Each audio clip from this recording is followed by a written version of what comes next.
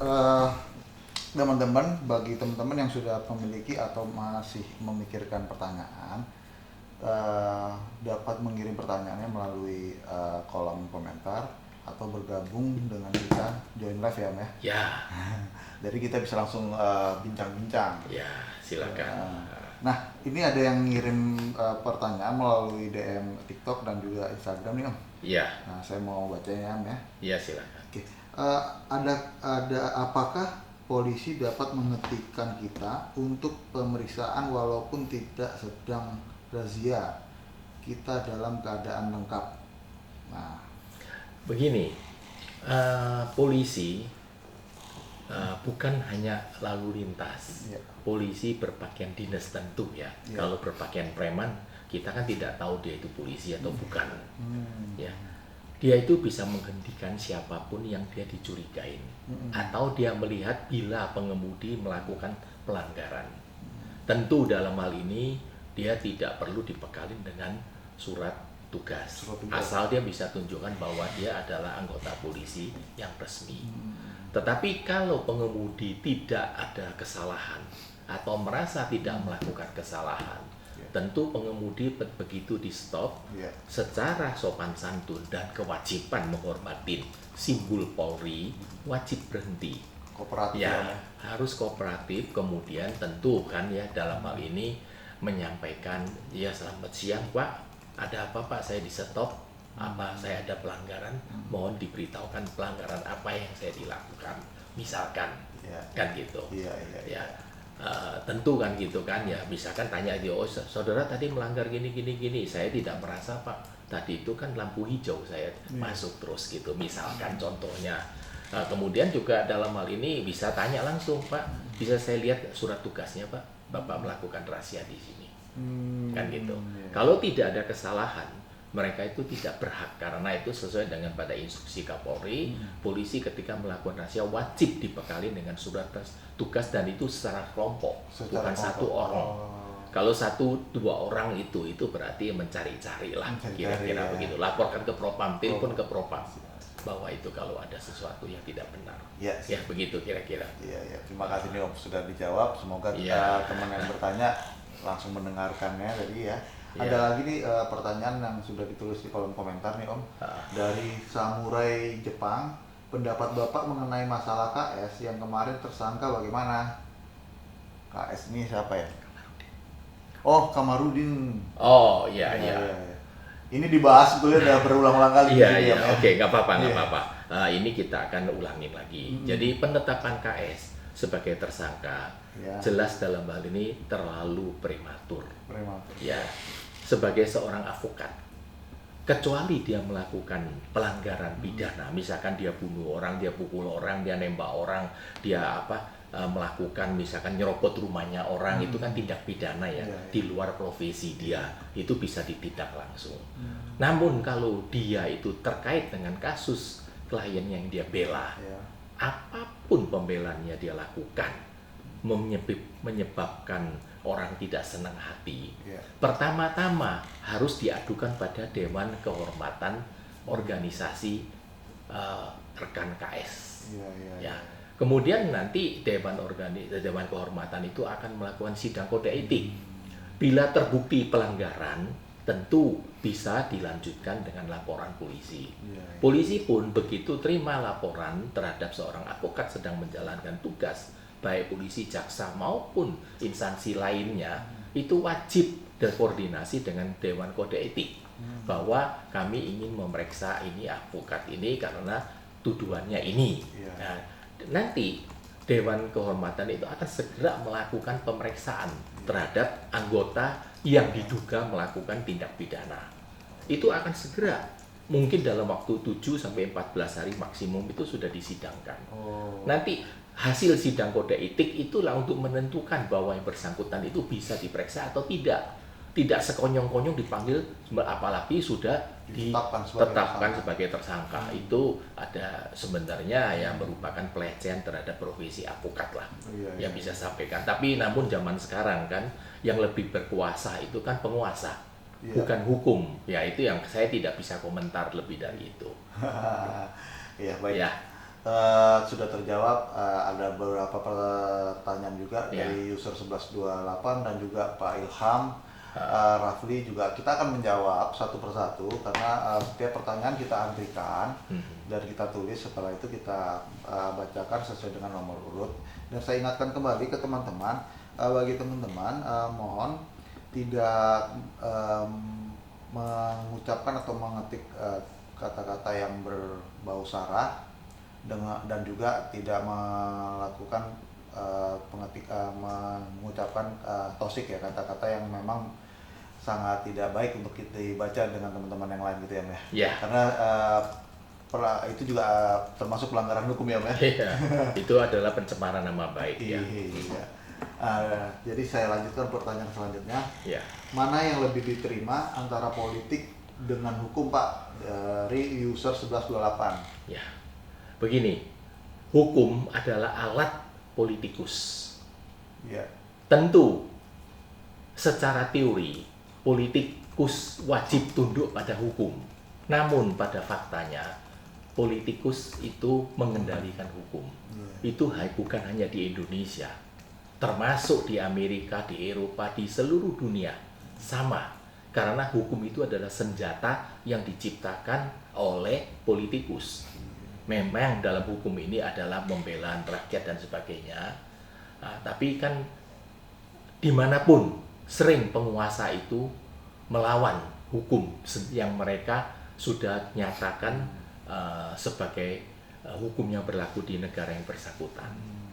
Jadi mana yang lebih berkuasa, ya tentu politik lebih berkuasa. Semua terjawab langsung ya. Ya. Ya, pada nyatanya memang di seluruh dunia setiap negara memang begitu ya, Mas. Sama saja. Iya. Tidak hanya berlaku di Indonesia. Ya, pertanyaan selanjutnya, bagaimana perspektif Bapak tentang majelis hakim yang menolak PK? Ini pertanyaan dari Ilham. Ya. Dalam hal ini majelis hakim yang menolak PK itu PK-nya ditolak atau waktu mengajukan PK ditolak. Maksudnya itu yang mengajukan PK itu siapa? Kalau jelas jaksa penuntut umum kan memang tidak bisa mengajukan PK. Ya. Kalau para pihak itu punya hak untuk mengajukan PK bahkan lebih dari satu kali. Ya. Kalau PK-nya ditolak oleh hakim, ya namanya pendapat hukum kan majelis hakim berbeda ya. Kita juga maunya PK kita itu diterima, tapi kalau ditolak ya apa boleh buat kan, nggak bisa ya, kita ajukan PK kedua. Kalau PK kedua masih ditolak, ya coba aja ajukan PK ketiga. Dan tentu dengan hal ini oleh istrinya atau anaknya, atau yang darah langsung bisa diajukan PK terus. Ya kalau nggak capek ya diajukan terus. Tapi ya memang mencari keadilan zaman sekarang itu masih gray area ya, masih abu-abu. Ya. Belum tentu bisa terrealisasi apa yang kita inginkan. Ya, terkait masih pertanyaan yang sama, dilanjutkan dengan orang yang sama. Dia bertanya bahwa PK-nya ditolak, Pak. Maksudnya saya waktu Pak Fedrik menangani kasus SN. Karena kalau waktu mengajukan PK ditolak kan nggak boleh, bertentangan sama undang-undang kekuasaan kehakiman. Gimana nih maksud saya? Maksudnya gimana? Hakim dilarang menolak perkara gitu katanya. Kalau mengajukan PK itu tentu bisa wajib diterima oleh atau PK ditolak itu maksudnya permohonan PK-nya itu ditolak, itu berarti tidak sependapat. Bukan ditolak itu nggak bisa diajukan, tetap diajukan, kemudian diproses oleh majelis hakim. Majelis hakim berpendapat PK ini tidak bisa dikabulkan, ditolak. Nah itu hak wajar dong, itu haknya dari majelis hakim. Bukannya majelis hakim tidak boleh menolak PK ya? Menolak itu dalam hal ini bagaimana menolak ya? Kalau PK itu masa harus dikabulkan? Ya, kan? Tidak harus kan bisa dikabulkan diterima, atau ditolak. Iya kan dikabulkan, diterima, dikabulkan.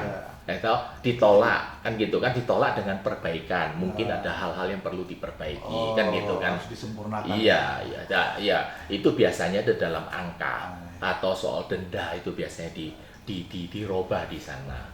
Gitu. Siap. Kita lanjut pertanyaan selanjutnya. Ini ada pertanyaan dari Ambo Mangan, juga APFOR 2024, juga ada ABWFOR 2024 juga. Kita akan jawab satu persatu ya. Pak Fredrik masuk pradi atau KAI? Ya, ini pertanyaannya juga sering kita jawab setiap live ini. Oke, nggak apa-apa. Ya, saya sejak semula itu memang bergabung dengan pradi. Ya, saya di Ikadin, saya bergabung di pradi. Bahkan saya menjadi wakil ketua Dewan Penasehat Pradi DPN, ya Dewan Pimpinan Nasional. Tapi sekarang sejak tahun 2022, saya terutama 2023, saya bergabung ke KAI, Kongres Advokat Indonesia di bawah pimpinan Dr. Cucu. Oke, gitu. Udah terjawab langsung ya. Apakah artis yang mempromosikan judi slot bisa dipidana? Wah, ini lagi rame nih. Tentu wajib dipidana. Wah, tapi yang ada nih Pak, kayak TikTokers yang mempromosikan sudah ketangkap nih. Iya. Tapi artis yang ikut mempromosikan judi tersebut memang pada nyatanya memang belum diproses. Nah, itu butuh laporan atau memang harus diproses? Bukan, itu bukan delik aduan. Itu delik umum kan. Delik Jadi umum, ya. Setiap penyidik itu kalau dia mau dia bisa bikin LPA kan, laporan sendiri gitu. Jadi bisa diproses. Kalau belum diproses ya itu tanya pada penyidik, bukan kepada saya. Ya memang itu wajib dipidana itu. Iya, wajib. Karena judi bagaimanapun juga itu tidak baik ya. Baik judi online maupun judi fakta ya gitu ya. Nggak tahu ya, mungkin bagi teman-teman yang hobi judi ya mohon maaf aja kan gitu kan. Tapi saya sendiri tidak suka gitu. Selain di negara kita dilarang, di agama kita juga dilarang ya. Iya, iya.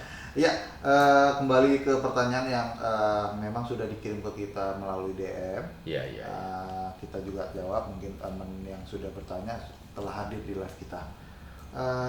Banyak calo Pak di kantor polisi untuk buat SIM. Kenapa polisi nggak nangkepin calonya, kan dilarang? Di kantor Sansat itu biasanya itu pasti ada propam atau ada intel yang dalam hal ini yang tentu dia itu kan bergerilya ya untuk mencari dengan bagian preman mencari calo di mana. Kalau mereka belum tertangkap ya masih gentayangan ya. Saya rasa mungkin gini kan, polisi sama maling kan gini, polisi makin canggih, maling juga makin canggih kan. Ya lebih pinter mana bisa tertangkap atau tidak ya. Ya memang dengan adanya calo itu memang sangat meresahkan masyarakat ya tentu kan. Tapi bagaimana bisa dalam hal ini ya silakan aja penyidik bukan penyidik ya, tanya aja pada polisi setempat kenapa masih ada calo, ngadepin aja pada kepalanya langsung. Waduh, itu sudah terjawab. Ya, terima kasih nih teman-teman yang udah kasih topi, kasih bunga. Berkah selalu, semoga sehat selalu bagi teman-teman. Terima kasih atas hadiahnya. Di juga nih ternyata yang nanya lagi live nih. Orang Samsat juga main Pak, katanya ada permainan antara dengan calo dengan Samsat. Ya kalau gitu itu oknum. Oknum ya. Iya, menurut saya itu oknum dimanapun itu ada. Bukan di Samsat, di bea cukai, di pajak, di kelurahan, dimanapun pasti ada oknum. Pasti ada oknum. Iya. Nggak boleh kita menyebutkan ke institusinya ya. Institusinya itu bersih. Siap.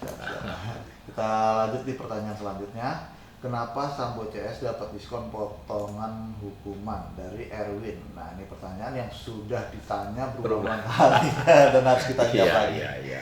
Begini, masalah majelis hakim di tingkat kasasi mereview atau majelis di tingkat hakim di pengadilan tinggi atau yang upaya lebih tinggi itu ya, baik di pengadilan tinggi maupun Mahkamah Agung melakukan pemotongan atau penambahan. Itu sebetulnya kalau menurut saya itu dasar hukumnya itu kan tidak ada, kan gitu. Namun selalu itu pertimbangannya karena dia itu pernah berjasa terhadap negara, ya dia ini selama ini dia masih harus menjadi tulang punggung dari keluarga dan sebagainya. Tapi sebenarnya tadi itu semuanya sudah dipertimbangkan oleh majelis pengadilan negeri. Jadi kalau lebih baik saya lebih sependapat bila tidak terbukti bebaskan, kan gitu kan. Jangan hanya dipotong setahun 2 tahun kan gitu kan. Ya, karena landasan hukumnya saya sampai hingga hari ini saya belum pernah diajarin, saya nggak tahu alasannya apa. Ya alasannya itu kekuasaan kehakiman kan, hakim punya wewenang mutlak kan. Mau nambahin orang dan atau mengurangi apa itu terserah, hak ya. Dia kan wakil Tuhan. Gitu. Perpanjangan tangan ya. Iya. Wakil Tuhan bukan perpanjangan langsung tangan. Ya. Wakil. Orang terdekat. Iya. Iya, kita lanjut lagi pertanyaannya. Kalau membuat laporan ke polisi bisa lewat telepon? Nah, ini tentu nggak bisa, Pak ya. Kalau sekarang melapor polisi bahwa di rumah didatengin maling, ada orang mencurigain sedang gedor-gedor pintu, saya ketakutan, itu wajib lapor. Itu polisi wajib datang untuk segera melakukan pengamanan. Tapi kalau membuat laporan resmi, tentu nggak bisa ya pakai sistem apa namanya telepon.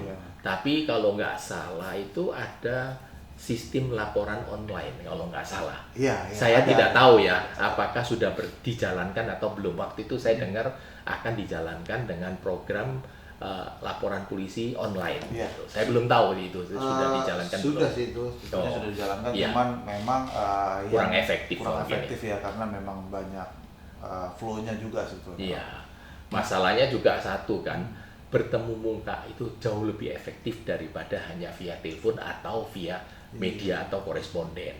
Ya. Kecuali menghubungi lawyer ya. Hubungin lawyer sih bisa langsung bertelepon, kita bisa memberikan konsultasi, memberikan informasi dan nasihat lah. Iya. Dan juga nanti bakal ada aplikasi yang mempermudah masyarakat juga ya tentunya. Betul. Yaitu aplikasi halal yang akan launching ya mudah-mudahan sih insya Allah tanggal 9 bulan September di 2023 nanti. Ya, mudah-mudahan ya. Ya, oke, kita lanjut lagi pertanyaan selanjutnya. Kalau laporan tidak diproses polisi gimana Pak? Nah, ini kebanyakan sekarang di Indonesia begini nih. Terjadi saat orang melapor, tapi tidak ada kurang direspon gitu sama kepolisian. Gini. Kalau sudah membuat laporan polisi dan sudah mendapat bukti laporan, tanda terima laporan polisi, tentu itu bisa dicek kepada SPKT. Sampai di mana laporan polisi tersebut. SPKT itu kan ada catatan telah didistribusikan kemana dan sebagainya.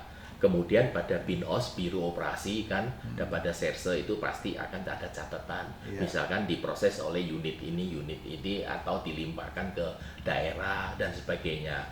Kalau misalkan dicari-cari itu nggak ketemu, ya bikin aja pengaduan langsung pada Dirserse atau Kasat, atau dalam hal ini tingkatannya kan beda-beda ya, di Polsek atau di Polres atau di Mabes Polri itu kan beda-beda semua gitu.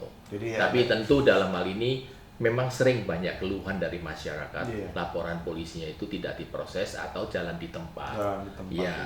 Ya memang dalam hal ini saya tidak bisa mengkomentarin, saya tidak bisa mengatakan bahwa petugas Polri-nya tidak benar atau kurang atensi kan ya, karena mengingat volume kerjaannya dilimpahkan kepada petugas-petugas Serse itu sangat berat memang ya. Namun sebetulnya kalau sudah diterima dan pasti akan diproses. Tapi belum diproses, ya coba aja lah langsung tanya pada pimpinannya. SPKT itu kalau boleh tahu singkatan dari apa tuh biar teman-teman juga tahu nih. SPKT itu adalah satuan apa ya? Saya kurang begitu tahu SPKT ya, karena saya juga taunya itu SPKT ya. Saya kurang begitu hafal juga karena kita kan biasanya itu kan hanya tahu SPKT kan gitu kan. Ya, kita lanjut lagi ke pertanyaan selanjutnya nih ya. Nih. SPKT itu adalah Sentra Pelayanan Kepolisian Terpadu. Sudah terjawab langsung. Sentra Pelayanan. Ya, jadi kita lanjut lagi. Kasasi itu sidang tidak Pak, seperti sidang di PN Indonesia Tenun. Pertanyaan dari Indonesia Tidak Pak. Kasasi itu memang dalam hal ini majelis sidang itu melakukan rapat musyawarah, ya kan, tidak disidangkan, tidak seperti PN, nggak ada itu Pak. Di pengadilan tinggi juga tidak ada, hanya musyawarah saja, nggak ada. Itu biasanya itu berkas hanya bergilir, pendapat P1, P2, P3 bagaimana itu aja gitu. Terus kesimpulan diputuskan berdasarkan suara. Siap. Ya, ada pertanyaan lagi nih, mungkin agak lebih nyeleneh dari pertanyaan yang lain ini. Kalau yang tadi tentang kasus-kasus berat, ini ada yang lebih berat lagi nih. Suami saya kawin lagi dan membawa sertifikat rumah. Bagaimana saya menggugatnya, Pak? Pertanyaan dari toko antik. Ini kalau masih ada toko antik bisa join live, bisa ngobrol langsung ya, Pak ya? Iya. Biar lebih jelas sebetulnya. Ini dibawa sertifikat rumahnya seperti apa juga kita kan nggak tahu nih. Entah itu punya suaminya atau punya siapa kan kita nggak tahu juga. Atau boleh langsung Bapak jawab sedikit? Iya, jadi begini, suaminya kawin lagi itu kawin resmi atau kawin di bawah tangan, kan saya belum tahu posisinya, atau dia sudah cerai kemudian suaminya kawin lagi, itu kan beda ceritanya kan. Nah, misalkan suaminya itu sudah cerai, kemudian sertifikatnya itu atas nama suami maupun atas nama istri, karena kalau sudah nikah itu kan harta bersama. Iya, harta gono gini, berarti kan harus minta pengadilan untuk membagi dulu bahwa rumah ini jatahnya siapa, kan gitu kan. Kalau memang itu jatahnya istri ternyata dibawa lari, ya tentu bisa dilaporkan penggelapan dalam rumah tangga, ya kan. Tapi dalam hal ini misalkan dia nikah lagi dengan membawa sertifikat, itu tentu bisa dilaporkan penggelapan dalam rumah tangga, kan, pasal 374. Karena apa? Karena sertifikat itu kan tentu adalah harta gono gini ya. Kalau itu misalkan kawinnya itu adalah sah, ya kan gitu. Bisa dilaporkan. Iya. Gitu. Halo teman-teman nih yang sudah bergabung live, ada Sweet mungkin mau bertanya juga, bisa mengaktifkan mic-nya. Halo, selamat datang Otong Wijaya, juga bisa mengaktifkan suaranya, mic-nya untuk bisa bertanya. Kalau memang belum, kita lanjut juga pertanyaannya ke pertanyaan di kolom komentar. Oke, selanjutnya kita pertanyaan selanjutnya adalah jika terjadi tindak pidana namun hal tersebut bukan karena kesengajaan, dapat tetap diproses atau langsung dipidana? Tetap diproses pidana. Karena pidana apalagi kalau sudah menyangkut hilangnya nyawa. Kalau pidana dalam hal ini misalkan penipuan, penggelapan, ya kan, itu kan ada namanya retroactive justice ya. Jadi dalam hal ini perdamaian. Bahkan itu kalau nggak salah Jaksa Agung itu pernah mengatakan di bawah 500 juta nggak salah kerugiannya itu didamaikan dan bisa dihentikan penuntutannya. Jadi dalam hal ini ya kalau misalkan sekarang tindak pidana itu tidak disengaja pun, misalkan sekarang kan naik kendaraan tidak sengaja nabrak orang meninggal, itu kan bukan sengaja kan gitu kan, tetap diproses. Meskipun dalam hal ini sudah dapat perdamaian daripada pihak korban, dari keluarga korban, namun secara hukum karena menghilangkan nyawa itu kan bukan delik aduan ya, gitu kan. Jadi dia delik umum kan. Biasanya tergantung dari kebijaksanaan penyidik dilanjutkan atau tidak gitu. Walaupun tidak sengaja tapi telah menghilangkan nyawa seseorang. Jadi seperti contoh kan, seorang itu melakukan korupsi 1 miliar, dia kembalikan uang 1 miliar atau bahkan ditambahin kerugian 1 miliar jadi 2 miliar, tetap dia diproses karena dia sudah melakukan perbuatan pelanggaran hukum. Gitu. Semoga terjawab dengan baik nih. Ada pertanyaan, memang banyak juga pertanyaan-pertanyaan yang memang harus kita jawab sebagai pemberitahuan.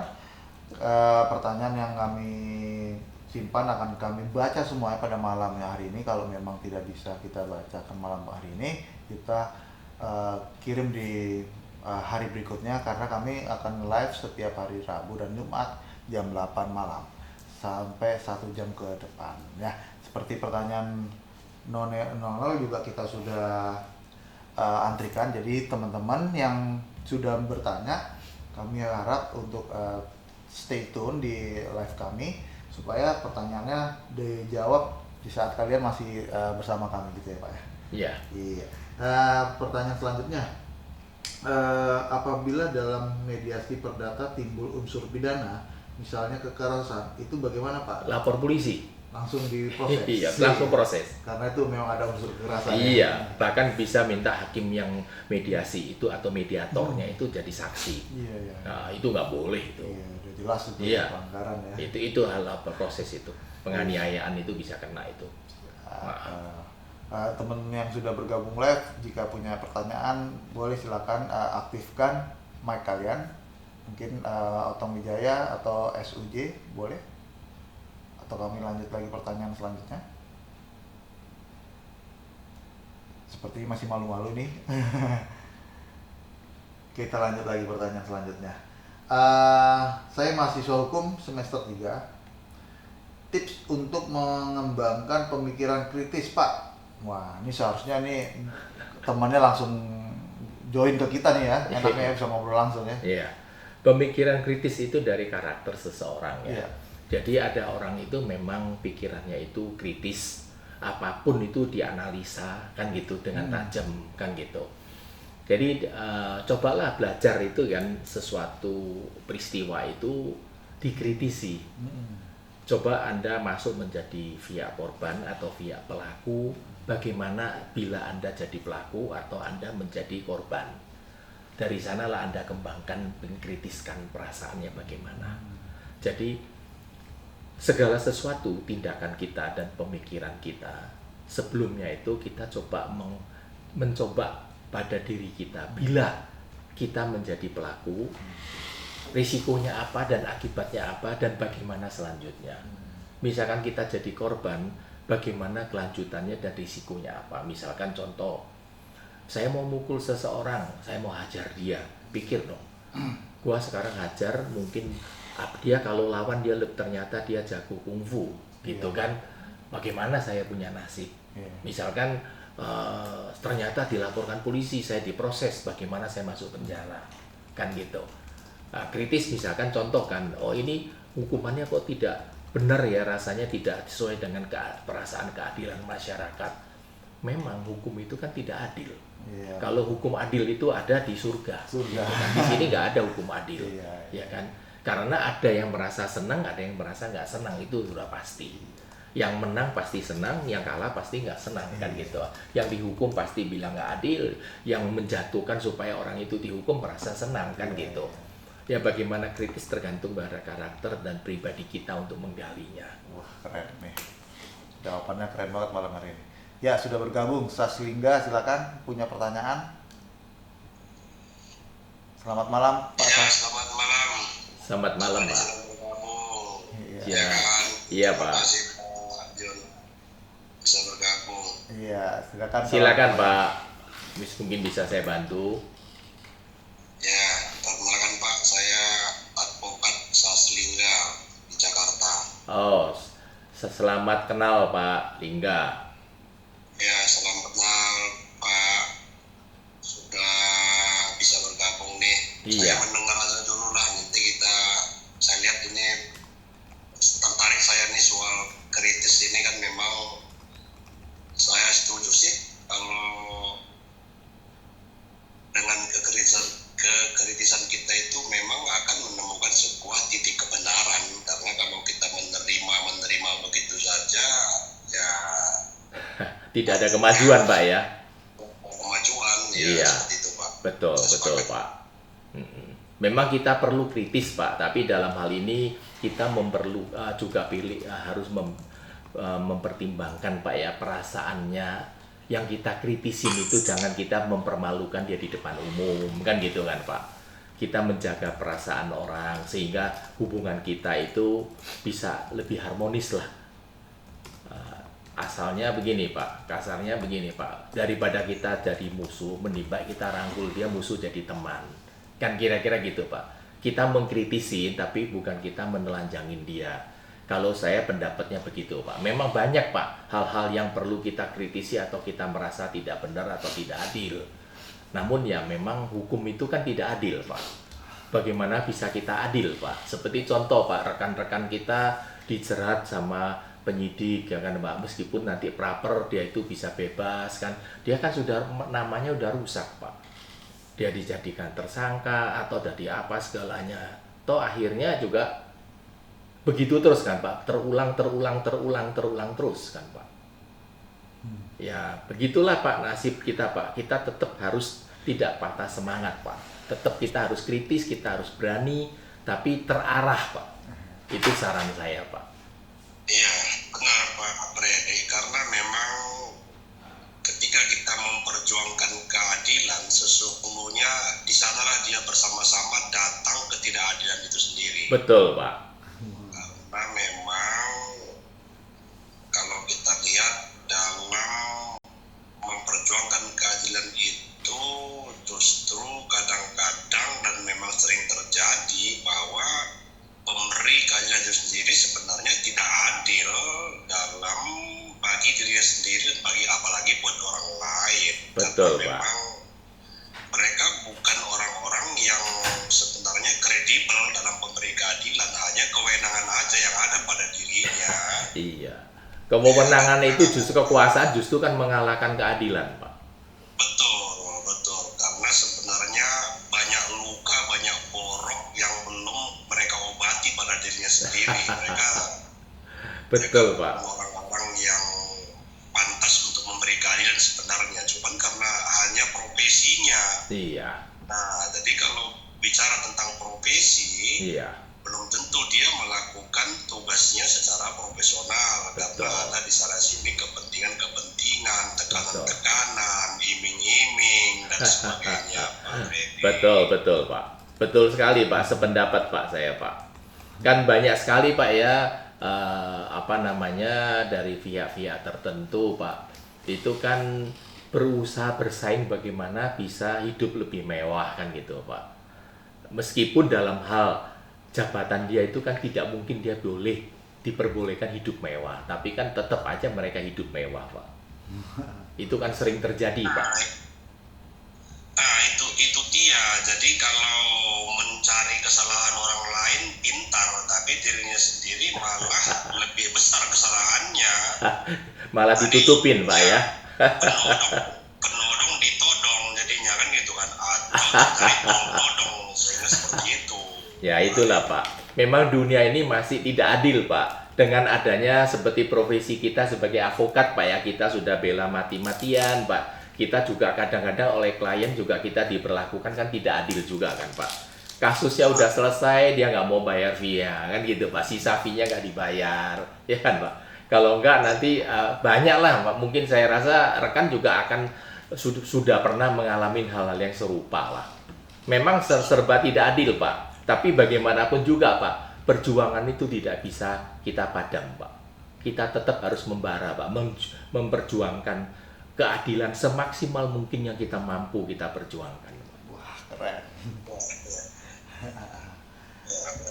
Ya. Kalau kita lihat memang keadilan itu adalah sebuah perjuangan, dia adalah dasolen. Tapi kalau dasainnya memang ya harusnya memang penegak-penegak hukum itu yang dulu awalnya diperbaiki, diberikan keadilan kepadanya seperti pendapatan gaji yang cukup, Betul. kesejahteraan yang cukup, seperti itu. Dan Iya. untuk kita advokat juga, ya kalian juga harusnya memberikan keadilan kepada advokat. Jangan suruh minta mengurus keadilan tapi nggak mau memberi keadilan. Gitu. Betul Pak. Memang segini Pak, masalah cukup tidak cukup Pak, gaji itu kan orang kan tidak puas Pak, kan gitu Pak. Sudah misalkan sudah punya Toyota, pengennya punya Mercy kan Pak. Nanti udah punya Mercy, pengennya punya Rolls Royce kan gitu Pak. Orang kan tidak puas Pak gitu Pak.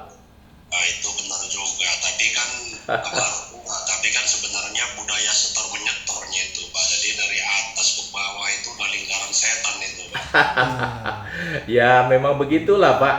Kita tidak bisa berbuat apa-apa karena kan kita tidak ada dalam lingkup mereka kan Pak ya. Kita kan lihat dari kacamata kita Pak kan, serba tidak benar Pak ya. Kemungkinan dari mereka itu ada kesulitan atau apa kita juga belum tahu Pak. Namun kan saya yakin Pak, setiap ganti pimpinan kan pimpinan selalu ingin memperbaiki.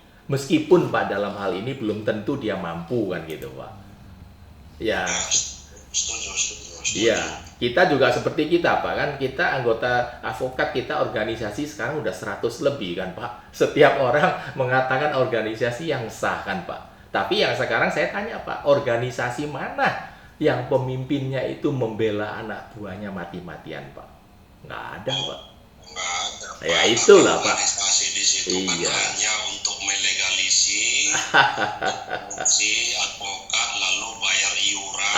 Itu yang dicari Pak, pendidikan itu Pak, biaya sumpah itu kan Pak. Kalau nggak bayar mati kartunya, nggak bisa bersidang. Ya itulah suka dukanya kita advokat Pak ya. Aduh. Makanya Pak, tetaplah kita semangat Pak ya, semangat berjuang Pak ya. Nah, terima kasih waktunya Pak. Baik Pak Linggar, terima kasih Iya. waktunya sudah bergabung dengan kami. Sudah bergabung juga Liwadong. Kalau ada pertanyaan boleh mengaktifkan. Ya. Assalamualaikum. Waalaikumsalam. Izin bertanya Bapak, Ya silakan Pak. kalau seumpamanya seseorang melaporkan kita ke pihak kepolisian tanpa barang bukti, ataukah kita ditindak lanjut atau kayak mana ya? Biasa gini Pak, polisi kan akan menerima laporan bila dia itu sudah menilai bahwa bukti atau saksi yang disampaikan itu atau peristiwa yang disampaikan itu cukup untuk menjadi laporan, kemudian diproses Pak. Ya Bapak dalam hal ini ya perlu mempertahankan diri kan Pak ya, supaya Bapak ternyata benar yang lapor tidak benar dan Bapak bisa lapor kembali kan Pak, menjadikan misalkan Pak, misalkan beritanya sampai masuk ke media kan ya, pencemaran nama baik Pak, dalam hal ini kan dijerat dengan undang-undang ITE Pak. Kalau tidak sampai ke media, hanya secara terbatas di dalam lingkup berapa orang aja Pak, Bapak bisa laporkan pencemaran nama baik, di mana KUHP kan pasal 310, 311 itu kan pencemaran nama baik Pak. Lapor kembali aja Pak kalau memang buktinya kurang, dan Bapak harus mempertahankan, membuktikan di depan penyidik bahwa Bapak yang benar, yang lapor tidak benar Pak. Karena kan setiap orang dilaporkan Pak ya, pada umumnya pengalaman saya Pak, kan semua mengatakan dirinya tidak salah kan Pak. Tahu-tahu nanti ketahuan ada salah, ini malah terjadinya misalkan, mohon maaf loh Pak ya, seperti contoh terjadi, oh ternyata kok ini, waduh saya lupa yang ini, misalkan gitu kan, akhirnya jadi bumerang Pak. Jadi yang terbaik Pak ya, coba mempertahankan Pak, membuktikan bahwa Bapak tidak salah. Yang melaporkan justru harus punya menunjukkan bukti, bukan Bapak yang disuruh tunjukkan bukti kan Pak. Siapa? Ya. Kira-kira begitu Pak ya. Ya, terima kasih Terima kasih Pak Tuan. ya, terima kasih. Selanjutnya dengan AJBNA, silakan. AJBNA silakan, udah ada pertanyaannya? Jika belum saya akan melanjutkan Ya. pertanyaan-pertanyaan yang sudah ditulis kolom komentar. Ya, kita lanjut Pak. Saya sudah punya KTA Pak, tapi tidak pernah bersidang karena nggak punya link. Gimana ya Pak? Pertanyaan dari Setrolis. Gini Pak, kalau untuk sidang Pak, tidak satu-satunya hanya dengan KTA. Bapak harus mempunyai dalam hal ini berita acara sumpah dari ketua pengadilan setempat. Bapak sidangnya dilantiknya di mana. Jadi pada umumnya hampir 99% itu pasti hakim akan menanyakan mana berita acara sumpahnya, bukan KTA-nya Pak. Karena KTA terus terang zaman sekarang itu Pak, banyak yang disalahgunakan oleh orang-orang tertentu, sehingga hakim itu pasti akan menanya berita acara sumpah. Kalau belum punya kesempatan untuk sidang Pak ya, Bapak coba aja Pak bergabung ke LBH atau mana itu kan Pak ya, yang mungkin Bapak berusaha hubunginlah teman-teman saudara yang di kepolisian, di kejaksaan, ya atau di pengadilan, supaya bisa dikenalkan calon klien Pak ya, karena kan belum tentu jadi kan itu Pak ya. Sementara ya, atau bergabunglah dengan advokat senior Pak ya, jadi akan didapat tugas untuk sidang Pak, kira-kira begitu Pak ya. Ya, sudah terjawab ya. Pak, acara ini bagus sekali, saya selalu nyimak seminggu 2 kali. Wah, terima kasih. Terima kasih Pak. Jadi ada pertanyaan selanjutnya juga. Izin bertanya Pak, kalau melapor nggak ada bukti gimana? Mohon tanggapan. Wah, ini. Tadi kan sudah akan dijawab itu tadi. Iya, Ya. ini pertanyaan yang sama. Iya. Apakah tergugat dapat dijadikan saksi dalam persidangan? Ya tentu nggak bisa ya tergugat jadi saksi ya. Kan udah digugat ya. Dia kan sudah para pihak ya. Iya, para pihak. Iya, saksi harus dari luar dari para pihak ya. Iya gitu ya. Iya. Selanjutnya Pak, ada kejadian tapi si korban tidak mau lapor. Apakah bisa diproses? Dasarnya gimana? Kalau ada suatu kejadian korban tidak dilapor, misalkan dalam hal ini, misalkan ya ada keluarga diperkosa, tapi yang diperkosa tidak mau lapor karena malu, orang tuanya bisa lapor langsung, atau keluarganya yang garis lurus itu kakak atau adiknya itu bisa lapor. Wow, gitu. Iya, karena itu jadi korban kan. Saya tidak tahu ya maksudnya korbannya bagaimana kan gitu. Dasarnya bagaimana ya, dasarnya karena sebagai orang tua atau sebagai garis lurus ya, tidak garis samping ya, garis lurus itu ayah, ibu atau adik yang gitu kan, iya, atau istri gitu bisa lapor itu. Ya. Ya, semoga terjawab ya. Live-nya setiap hari Rabu dan hari Jumat jam 8 malam selama 1 jam ya, kadang kita juga 1 jam lebih ya Pak ya. Iya. Dari Pak Agung Nugroho, selamat datang setelah bergabung sama kami. Kalau ada pertanyaan bagi teman-teman, saya ulangin, dapat menuliskan pertanyaannya di kolom komentar atau bisa join live bersama kami, bisa langsung ngobrol ya Pak ya. Iya. Tanpa harus ngetik pertanyaannya capek-capek. Terus juga bisa langsung ngobrol sama kita juga. Ya, kita lanjut Pak. Apakah tergugat dapat dijadikan saksi? Oh sorry, maaf sudah. Teman saya One Prestasi dengan jaminan sertifikat. Apakah sertifikat tersebut otomatis lenyap Pak? Wah. Ya tidak. Itu kan perlu proses Pak. Nah, misalkan sekarang pinjam uang ke bank, Ya. kemudian sertifikatnya telah menjadi jaminan, kemudian sudah dipasang fidusia gitu kan, hak tanggung kan gitu kan. Tidak serta-merta itu karena kepemilikan rumah itu 100% masih milik Anda kan gitu. Dan Anda bisa mempertahankan bila Anda melunasi hutang tersebut. Ya, tidak serta-merta hilang. Misalkan Anda nggak bisa pun, dia mesti proses. Dia mesti mengajukan permohonan kepada pengadilan. Kalau dalam hal ini sudah ada akte fidusia, akte hak tanggungnya kan, sudah dipasang fidusianya, otomatis untuk dieksekusi. Eksekusinya tetap melalui pengadilan. Jadi tidak ada seorang pun kecuali jurusita yang berhak mengeksekusi barang jaminan. Debt collector pun tidak bisa, gitu. Jadi sertifikatnya tetap utuh kepada yang bersangkutan. Ya. Ada lagi nih Pak, dari tanpa nama, tolong bahas soal Alvin Lim. Sebenarnya sih udah dibahas ya. Iya, rekan Alvin Lim kan sedang menjalani hukuman. Ya, kita juga sangat prihatin dengan nasib yang dialami oleh rekan Alvin Lim. Ya, yang bisa dilakukan ya jelas dia harus melakukan upaya hukum, misalkan dia melakukan PK. Tapi kalau PK-nya kandas, kalau nggak salah saya dengarnya begitu, ya ngajukan PK kedua, bisa diajukan oleh istrinya maupun atau anaknya. Ya diupayakan maksimal. Gitu ya. Kalau masalah soal kenapa rekan Alvin bisa dihukum, itu kan di luar jangkauan saya karena materinya yang secara jelas kan saya tidak tahu. Ya memang mendengar ceritanya dari rekan Alvin Lim, ada bla bla bla kan gitu kan. Tapi kan dari pihak pelapornya bagaimana juga saya tidak tahu kan gitu kan. Kan hakim sudah mempertimbangkan. Kalau hakimnya nggak benar, ya proses. Kalau ternyata hakim sudah dilaporkan belum diproses, ya berarti instansi penegak untuk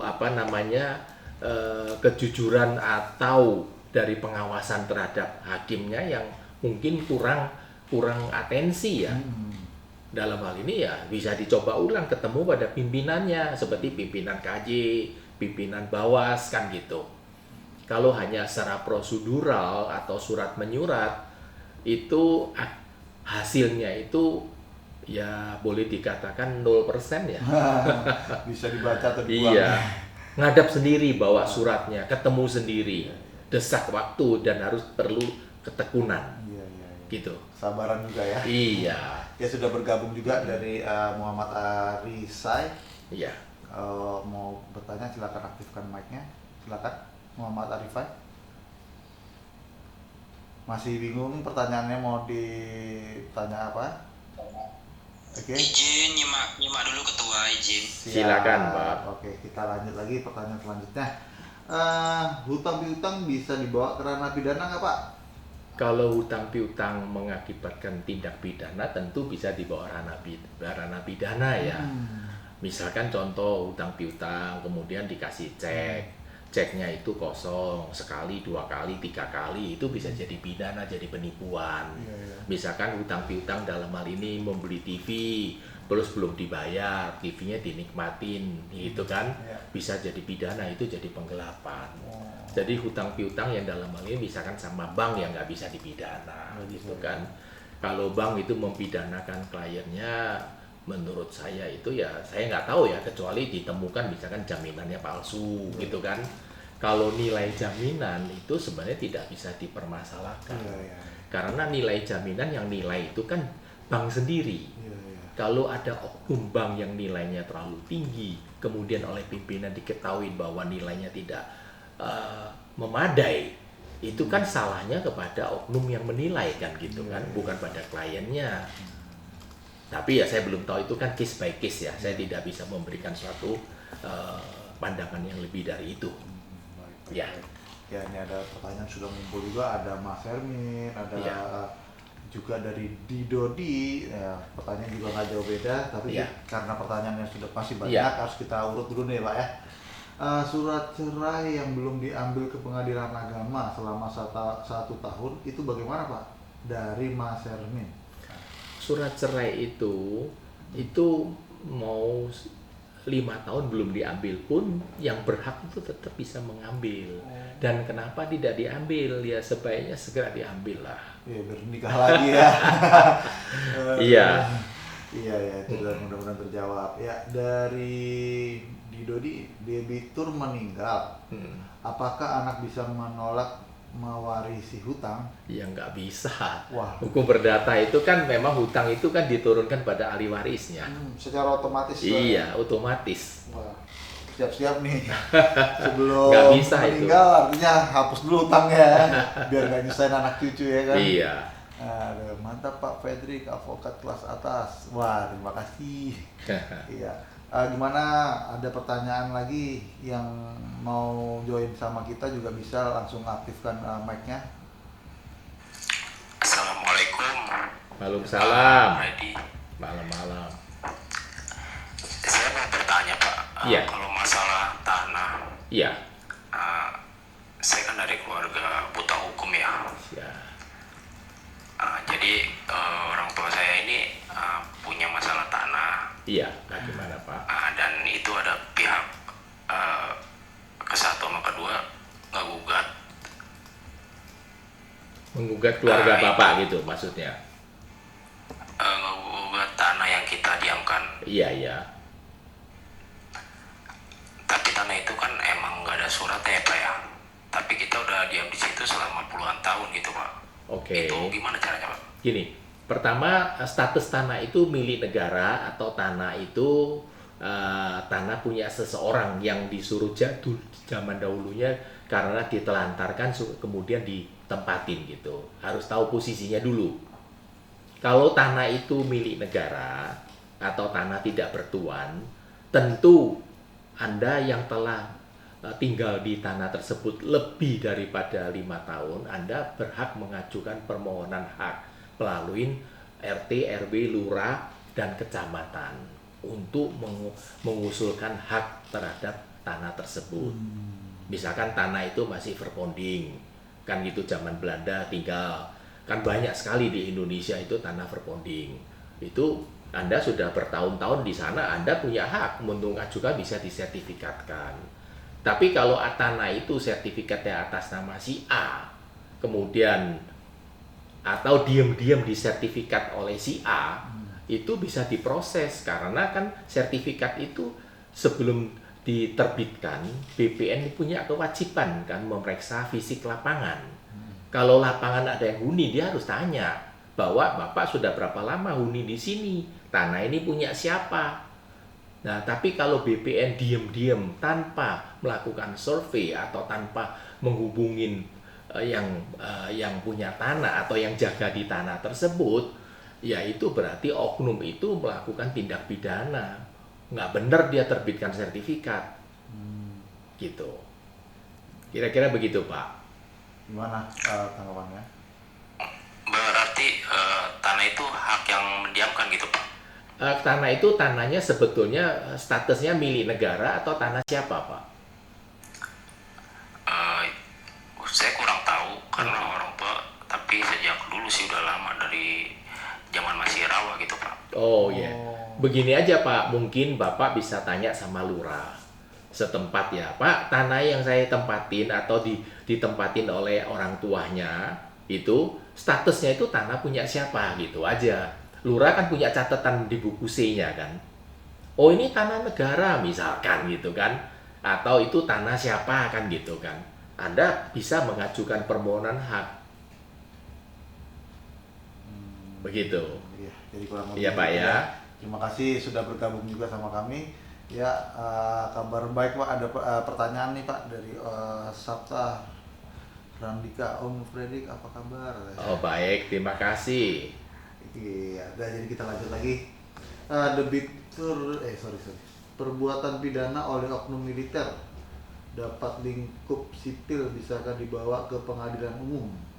Nggak bisa Pak. Harus Oknum militer yang melakukan tindak pidana atau tindak apapun ya dia lakukan di pengadilan militer, kecuali dalam hal ini perdata ya, soal misalkan contoh soal utang piutang itu kan ya, tetap prosesnya di pengadilan umum. Apapun ya. masalahnya. Kalau pidana militer punya pengadilan sendiri ya, selama dia masih aktif ya. Militer aktif ya. Iya. Terus ada lagi pertanyaan Pak, pindah patok tanah orang apakah dipidana? Tentu itu pidana itu. Iya ya udah. Tentu ya, itu. Udah Itu penyerobotan tanah itu namanya Pak. Tapi kalau cuma mindahin, walaupun hanya mindahin. Iya, pindah 10 cm pun bisa dipidanakan. Waduh bahaya nih teman-teman, jangan nyenggol patok tanah. Nggak boleh itu. Nggak boleh ya. Ya. Oke, lanjut pertanyaannya Pak, anggunan sertifikat rumah di BRI hilang, dipakai Bank BRI, terus gimana? Hilang di pihak Bank BRI, wah jadi anggunannya hilang. Jadi begini, kalau anggunannya itu di BRI, kemudian waktu ditebus itu hilang, ya tentu BRI itu wajib bertanggung jawab untuk bisa diterbitkan namanya duplikat sertifikat lagi, dan segala biayanya ditanggung oleh pihak Bank BRI. Tapi kalau dalam hal ini misalkan hutangnya belum lunas, nah tahu-tahu sertifikatnya hilang, ya pertanyaan bagi saya, kok hutang belum lunas, kok bisa tahu sertifikatnya hilang kan gitu. Saya juga belum ngerti ya apa cerita sebenarnya bagaimana. Tapi secara umum bila pinjam uang ke bank dengan dalam menjaminkan tanah tersebut sertifikatnya dijaminkan, kemudian sudah lunas, kemudian bank tidak bisa mengembalikan sertifikat. Pertama, bank punya kewajiban mengurus duplikat sertifikat di BPN setempat. Kalau bank dalam hal ini tidak mau mengurus, ya bisa dilaporkan penggelapan. Gitu ya. Itu untuk sertifikat sendiri udah saat pengurusan itu artinya kan dikeluarkan duplikat, itu sama dengan asli. Asli ya. Ya. Duplikat itu sebenarnya sertifikat baru pengganti gitu istilahnya. Jadi sama itu, kekuatannya sama, nggak ada bedanya. Ada Iya. bedanya dengan yang asli. Ya? Iya. Oke, pertanyaan selanjutnya, apakah bisa dipidana jika ada hutang tanpa perjanjian, tanpa materai? Kalau ada hutang tanpa perjanjian, tanpa materai, lah bagaimana bisa membuktikan punya hutang? Ya kan? Sulit ya. Ya, kalau ada lebih dari 2 saksi, kemudian bisa dibuktikan, tentu dalam hal ini misalkan contoh, ini loh buktinya saya ada transfer, gitu-gitu kan. Meskipun nggak ada perjanjian kan saya ada bukti transfer, kan gitu kan. Itu masih bisa diproses. Tapi kalau bukti transfer nggak ada, saksi nggak ada, perjanjian nggak ada, ya tentu sulit ya untuk diproses ya. Kalau meterai itu nggak ada nilainya. Nih meterai itu kan pajak. Jadi perjanjian itu ada meterai, nggak ada meterai itu kekuatan hukumnya sama. Terus kenapa harus keluar materai ya? Ya dengan pemerintah minta bayar pajak kan. Oh, kalau kita membuat surat tanpa bayar pajak sebenarnya sah-sah aja juga ya? Ya sah aja sih, biasanya kan kantor pajak akan kejar. Kamu bikin sekian banyak surat nggak pakai meterai, wah ditagih nanti. Iya. Iya. Ya, jadi kita balik lagi ke pertanyaan yang dari Instagram, Pak. Iya. Yang udah mend-DM kita di hari 2 hari lalu nih DM misalnya. Iya. Bagaimana cara menghadapi polisi nakal karena pengalaman saya pas di jalan tol, truk saya diberhentikan nih karena overtonase ya, lebih muatan itu mungkin. Iya. Dari mana polisi menimbang muatan saya? Jadi saya diminta uang 50.000 agar dapat melanjutkan perjalanan. Pertama, kalau soal tonase beratnya yang dimuat oleh truk yang bersangkutan, itu kan ada jembatan timbang, ya kan? Dan jembatan timbang itu dibawa, kalau nggak salah dibawa Dishub, Dinas Perhubungan, bukan polisi. Jadi polisi tidak punya wewenang untuk menyatakan bahwa ini kelebihan tonase. Kalau sampai dalam hal ini dimintain duit dan segalanya, itu kan oknum namanya, laporkan pada Propamda atau Provos lah, gitu. Jadi pelajaran buat teman-teman. Iya. Jadi kalau bawa mobil truk artinya nggak ada kewajiban atau tidak ada hak kepolisian untuk menyatakan ini beratnya sebesar. Iya, wewenangnya itu pada Dishub. Iya. Ada pertanyaan lagi nih di kolom komentar, Pak Fredrik izin bertanya, perjanjian kerjasama juga harus bermaterai ya Pak? Biasanya membuat perjanjian kerjasama itu bisa secara resmi di depan notaris, ya. Dan notaris mengeluarkan salinan perjanjian itu tetap harus di atas meterai kan gitu. Namun kalau perjanjian itu di bawah tangan, sebaiknya tetap menggunakan meterai. Kan kita sebagai warga negara yang baik, kita kan wajib mengikuti peraturan yang ada. Nah, ditandatangani meterai yang cukup, dalam hal ini sekarang kan 10.000, kan begitu. Jadi dalam hal ini, bila suatu perjanjian telah ditandatangani terlebih dahulu dan lupa atau lalai memberikan meterai, jangan khawatir. Itu masih mempunyai kekuatan hukum yang sama. Ya, bila kedua belah pihak itu mengakuin. Kalau tidak mengakuin kan menjadi sengketa kan gitu kan. Sengketa itu ya laporkan ke pengadilan, mengajukan gugatan. Oke, lanjut lagi ada, jika sudah tanda tangan perjanjian jual beli bangunan tanpa sertifikat tanah, tidak ada apa bisa dipidana. Jadi udah melakukan perjanjian tanda tangan tapi sertifikat tanah tidak ada, apa bisa dipidana? Dalam perjanjiannya itu apakah sudah disebutkan bahwa objeknya itu telah bersertifikat? Sertifikatnya nomor berapa? Kan gitu kan? Kalau dalam perjanjian itu disebut bahwa saya menjual sebidang tanah dan rumah terletak di sini, bersertifikat nomor sekian-sekian, surat ukur nomor sekian-sekian dan sebagainya kan gitu kan? Ternyata setelah tanda tanganin dibayar, sertifikatnya nggak ada, itu pidana penipuan. Kan, iya. Tapi kalau dalam perjanjian tidak disebut sertifikat, bahwa ya kemungkinan dia bilang saya kan jual tanah yang tidak ada sertifikat, ya kan? Saya kan tidak tahu perjanjiannya bagaimana, jadi nggak bisa saya memberikan pendapat yang lebih dalam lah, yang begitu kira-kira. Selanjutnya lagi nih Pak, pertanyaan, apakah AJB tanah yang tidak terdaftar di buku register PPAT dapat dikatakan akta palsu dan dapat dipakai? Ya, jelas tidak bisa dipakai dan itu akta palsu. Udah wajib palsu. Iya. Kalau dalam tidak terdaftar dalam buku register daripada PPAT yang bersangkutan kan. Iya betul. Nah, pertanyaan lagi dari Surya. Apakah bisa menonton langsung persidangan meskipun saya berumur 17 tahun? Gini, persidangan kalau terbuka untuk umum ya biasanya kan terbuka untuk orang dewasa. Ya. Tapi namun sekarang umurnya di bawah 17 tahun. Namun dalam hal ini kan zaman sekarang kan anak-anak semua badannya kan gede-gede, tinggi-tinggi kan gitu kan. Ya kalau ketahuan di bawah 17 umum tanpa KTP biasanya itu tidak diizinkan gitu kan. Tapi kalau bisa membawa KTA misalkan dari sekolah gitu kan, bahwa saya lagi mau tugas belajar gitu kan dengan surat pengantar sekolah, bisa untuk nonton sidang. Oke, semoga pertanyaannya dijawab dengan tepat, sasaran, dan Ada diterima. salam kenal itu ya.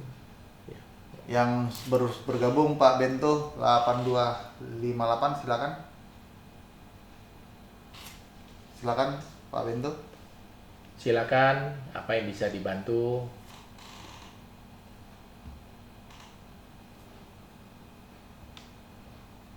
Mungkin masih malu-malu nih. Ya, karena jamnya sudah melewati jam live kita. Ya, halo Pak Bento.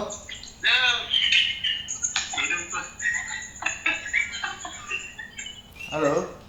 Ini ada yang menanya ini, coba. Oke, kita lewati. Ada yang menanya Ya, ini. mengenai razia polisi lalu mengecek HP kita berhak menolak tidak ya? Dasar hukumnya apa? Ya, dalam hal ini rahasianya itu harus disebutkan rahasia dalam apa? Misalkan rahasia di jalan gitu kan, untuk stop mobil, tentu tidak berhak mengecek HP. Bahkan dalam hal ini pun, misalkan untuk ngecek ke dalam mobil pun itu kita berhak menolaknya. Kan gitu. Terus kalau menolak itu gimana? Ya, saya keberatan masuk ke dalam mobil Tapi ada saya. yang kayak di maaf ya, kita bilang kayak di TV-TV itu ya. Nah, Ada yang tetap aja dia terobos itu. oh, itu bisa dilaporkan. Karena gini kan, ada kejadian berulang kali, Iya. ya oknum itu tahu-tahu diam-diam dimasukkan satu plastik kecil isinya Iya. sabu. Dijebak Anda ya? disebut Anda narkoba, ditangkap langsung. Dijebak. Mencegah itu harus ditolak, Oh. nggak bisa itu. Karena dia rahasia itu kan dalam hal ini hanya lihat STNK kan, Iya. SIM kan. Di luar itu sama sekali nggak punya wewenang. Kecuali Kalau dalam hal ini rahasia dia punya surat perintah, rahasia narkoba gitu misalkan itu kan, dia penggeledahan itu tanya dulu, ada nggak izin dari pengadilan negeri setempat untuk melakukan penggeledahan, dan harus didampingin oleh RT atau RW setempat Iya. jika melakukan penggeledahan. Tidak semena-mena langsung datang langsung rumah diobrak-abrik itu, Wah. itu ngerampok namanya itu. kecuali ada Iya. DPU ngumpet di dalam situ mungkin ya. Iya, itu juga tetap harus pakai surat penggeledahan, Oh, harus gitu ya. didampingin oleh RT RW. Oke. Iya. Pertanyaan terakhir dari Halo. Prestasi yang sudah diputuskan pengadilan namun tidak dibayar juga, bisakah dilaporkan pidana, Pak? Dalam hal ini kalau sudah diputus, dalam hal presnya sudah diputus, putusannya bunyinya apa? Kalau putusannya itu executable, bisa dieksekusi, ya mengajukan permohonan pengadilan untuk mengeksekusi atau minta ketua pengadilan negeri setempat untuk melakukan amaning, teguran kepada yang bersangkutan untuk memenuhi perjanjian putusan tersebut gitu. Tapi kalau untuk dipidana ya kelihatannya nggak bisa ya, karena sudah ada perjanjian kan, sudah ada putusan. Ya paling bisa itu minta mengajukan permohonan amaning. Iya. Kemudian kalau bisa dieksekusi setelah amaning kan tidak dipenuhin ya dieksekusi secara real kan oleh ketua pengadilan negeri setempat. Gitu kira-kira. Ya, baik. Iya. Pak, nanggung nih, Pak. Gimana? Pak, kalau tanah garapan apa bisa diurus, Pak, jika orang tua kita sebagai penggarap sudah meninggal? Tanah garapan nih. Gini, tanah garapan itu yang menggarap itu biasanya kan orang tua atau dan keluarganya. Meskipun faktanya di lapangan mungkin keluarganya nggak ikut, gitu kan, tetap bisa diajukan permohonan hak. Karena Anda kan menempatin tempat garapan itu kan sudah lama, dengan tentu didukung dengan keterangan RT RW lurah setempat, gitu kan. Ajukan hak aja melalui camat, bisa itu. Siap. Ya. Ya, sekali lagi kami ingatkan, kita ini live setiap hari Rabu dan Jumat jam 8 malam sampai jam 9 malam, mengingat waktu kita udah habis juga nih waktu live kita. Itu Jadi banyak orang tulis tuh dijawab. teman-teman yang di sini Dijawab coba itu pertanyaan.